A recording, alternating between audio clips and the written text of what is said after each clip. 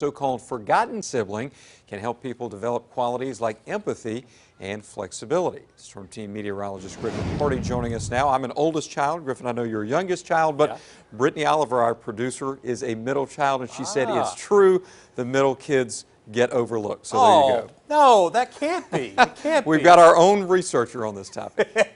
I'm sorry, Brittany, if that is true. I don't believe it, though. I don't think it's true. I mean, I wish Connor and I could relate, but neither of us are neither of us are the middle children. But anywho, all right, switching gears to the weather. Still pretty dry outside in Birmingham and Tuscaloosa, but looking very convective right now in Gadsden and Anniston with those big cumulus towers showing off that we have some summer storms that are beginning to pop up. And that's the one thing that's really our saving grace from the summer heat out there. It feels like the low 100s over in East Alabama, and that's part of the reason why we have summer storms firing up over to the east of I-65, because there's more humidity over there, and thus storms are firing up more quickly. So on the plus side, that is helping to cool things off, or at least it should here in the next hour or so. Closer look at the radar. We've got some pretty heavy downpours to the west of Gadsden right now near Alice and Pine Grove and Harrisville. Some pretty heavy downpours here as these storms begin to billow up, and over towards the east, south of Weiss Lake, over in southern Cherokee County towards Ball Flat and Pope. Got some heavy rain there as well.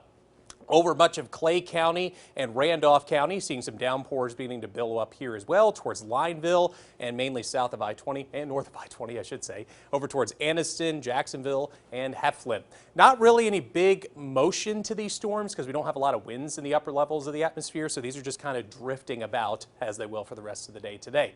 The downpours should continue and move through parts of West Alabama later this evening by 7 p.m. Looking at some downpours over towards Hamilton and Fayette. That continues through the evening hours. By 10 o'clock, we're still seeing some rain here and there and maybe some showers overnight, but a lot of the much heavier downpours and more widespread downpours come tomorrow. By 3 p.m., looking at more widespread thunderstorms across a majority of the area. And that will be the trend for not just today, not just tomorrow, but through Friday and Saturday as well. We have this big plume of moisture that's going to be hanging around until we get to Sunday. That's when I think we'll start to dry out and see more sunshine than not. So we're watching Tropical Depression 11. That is our next tropical wave that's coming off the coast of Africa.